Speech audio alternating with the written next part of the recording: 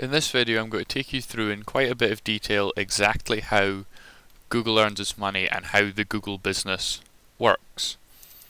So fundamentally, Google is an advertising business. The bulk of Google's revenue comes from advertising, and we'll see a pie chart with a breakdown of the revenue, and it's all advertising almost. You've got two basic sources. You've got the AdWords program, which is running the ads on the Google sites, so sites that Google owns like google.com, Google Australia, google.co.uk, of course YouTube.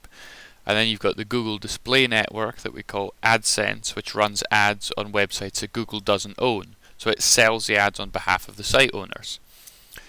Google builds its business around its core business, which is search and the AdWords program, and it expands outwards from that, building on its strengths. It really is an ingenious business model. It has worked phenomenally well. That's why Google is worth such a fantastic amount of money. The business model is just brilliant.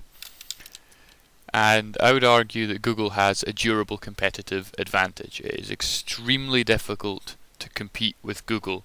If I gave you £1 million or $1 million to start up a new search engine and then came back in 5 years after you'd invested that money in creating your search engine, you would have significantly less than $1 million. Or at least your business would be worth a lot less than that. So let's look at the AdWords program. I think this is an ingenious advertising model. This is really the success of Google comes from this.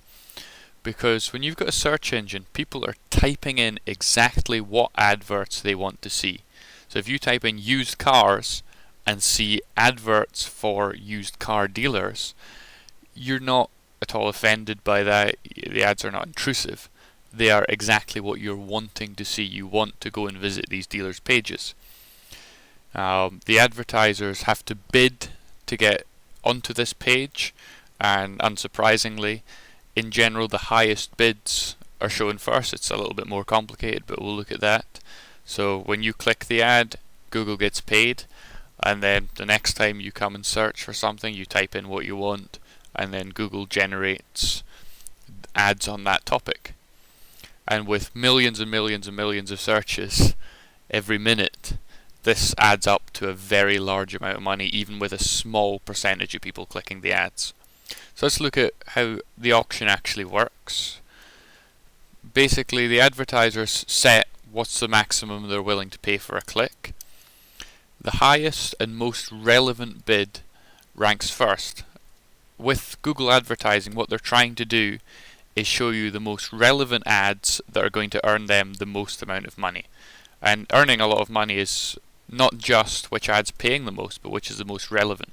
Because if you've got teenagers and you're showing them adverts for mobility scooters and stair lifts, you're not going to get very many clicks. So even if those ads pay a lot of money, you're not going to make very much from it because no one's going to click them. The ads are going to be ignored.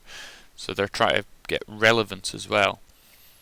And of course, if you bid too low, your ads just won't show up at all. If you bid 1 pence per click for used cars or insurance, no one's going to see that because everybody else has vastly outbid you. So if you're running ads for car insurance or used cars, these are going to be very competitive because you've got big companies pushing ads that really want to be on those pages and be found. The actual way it works is based on Google's ad rank algorithm. It's got a lot more factors than this, but this is just a very short overview. Adsense is the other big advertising program. Google sells the ads for publishers. So if you own a website, you can create an AdSense account and run Google Ads. You just put a little code on your website and it does it for you. And you get to keep 68% of the ad money. Of course, that means that Google gets 32% of the revenue for sites it doesn't actually own. And Google already has the AdWords program that's selling all these ads for search. So they're selling to the same advertisers. Some examples of some publishers that use Google AdSense, some big powerful people like About.com, Mashable, and the dating website Plenty of Fish run Google Ads. though they don't run these in exactly the same terms as everybody else because they're so big. They're what's called premium publishers, so they get special treatment. But still, Google is getting a cut of the revenue of some very, very big sites. So, what about Google Chrome? It confuses people. Why did Google spend all this money building Google Chrome? Well, it turns out that Google Chrome is actually extremely profitable. Why is that? Well, Google is a default search engine. That's quite important to them. Your search, people don't bother changing their default search engine very much. Google doesn't share any of the search revenue. If you're using Firefox, then Firefox would be getting a cut. Whereas with Chrome, Google gets to keep all of the money. And it collects data so that it can better target advertising to you. So it ties in with its advertising business. And similarly, let's look at Android. Android pushes Google products. You're going to have YouTube and things automatically loaded onto it. It reinforces Google's dominance in search. Google does not want Microsoft developing the leading mobile phone operating system and putting Bing on it, so that the majority of mobile traffic is running through Bing search engine. That would be not good for Google's business, so Google needs to be in this market. And also you've got the apps, which is through Google Play. So a lot of these free apps are going to be running Google ads, and Google's going to be getting a cut of what users are spending on these ads. You've got YouTube, which was a just brilliant acquisition by Google.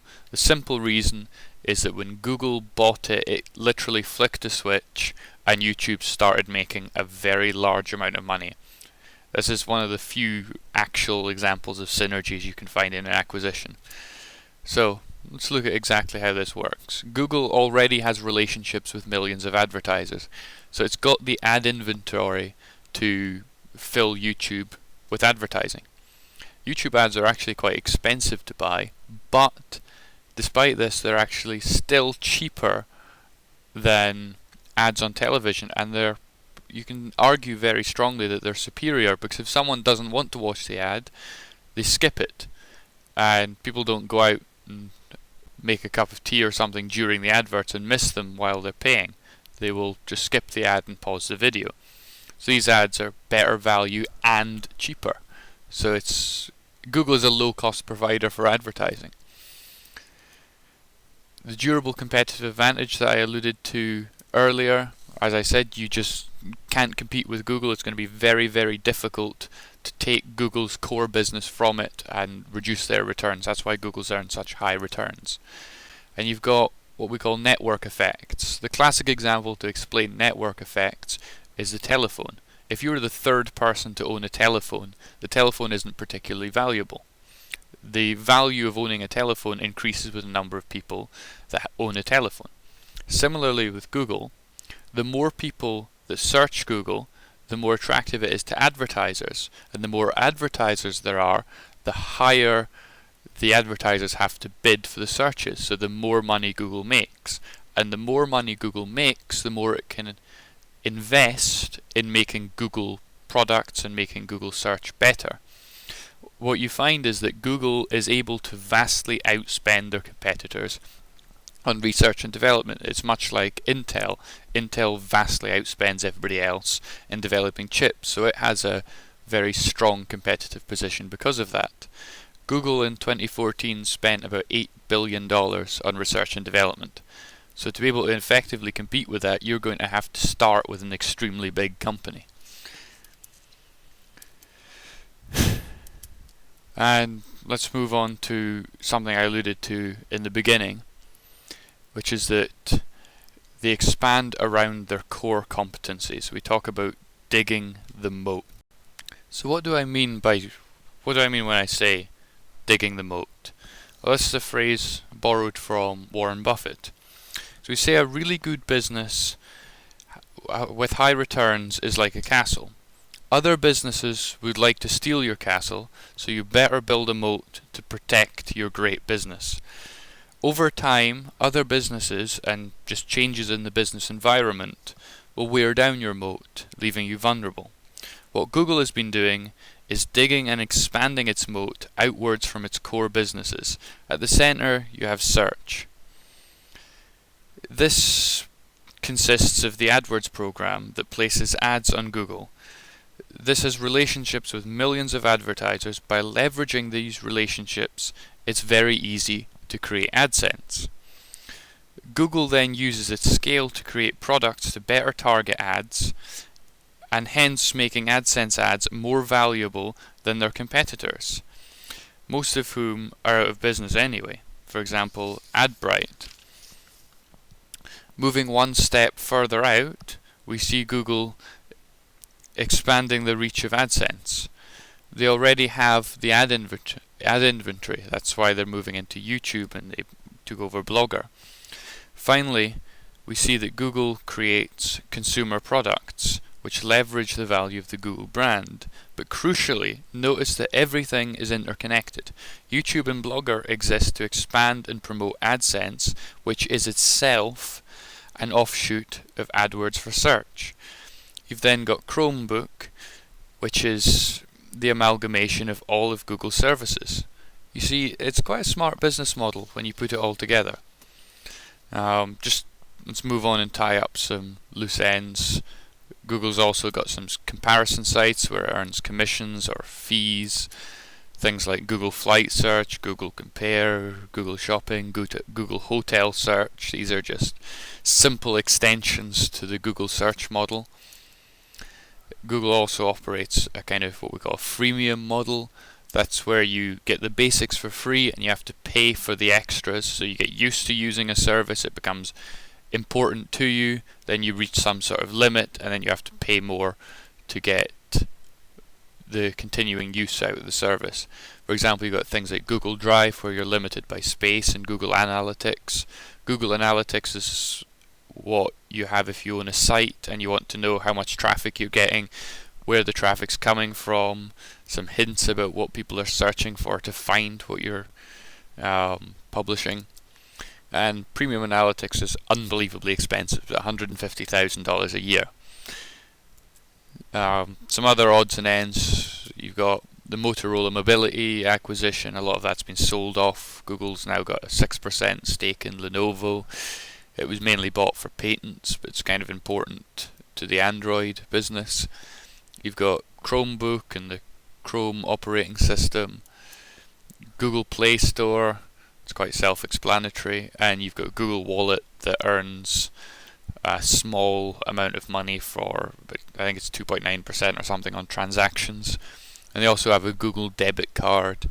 So these are just little things around the Google business. But as I said, it's an advertising driven business.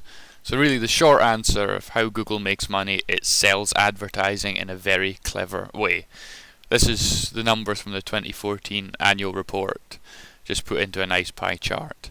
And you can see it's just all advertising. So this and this part are all advertising. So the yellow is just everything else. But as we've seen, the everything else is itself tied in with the advertising. Advertising is a part of all the other stuff because Google is an advertising company. Alright, so hopefully now you understand how Google makes its money and appreciate what a great business Google is and why it's been so successful. It's just a shame that the shares are just so expensive. Let's hope they half in value and we can all load up on them. Okay, so that's all for today. Thank you for watching.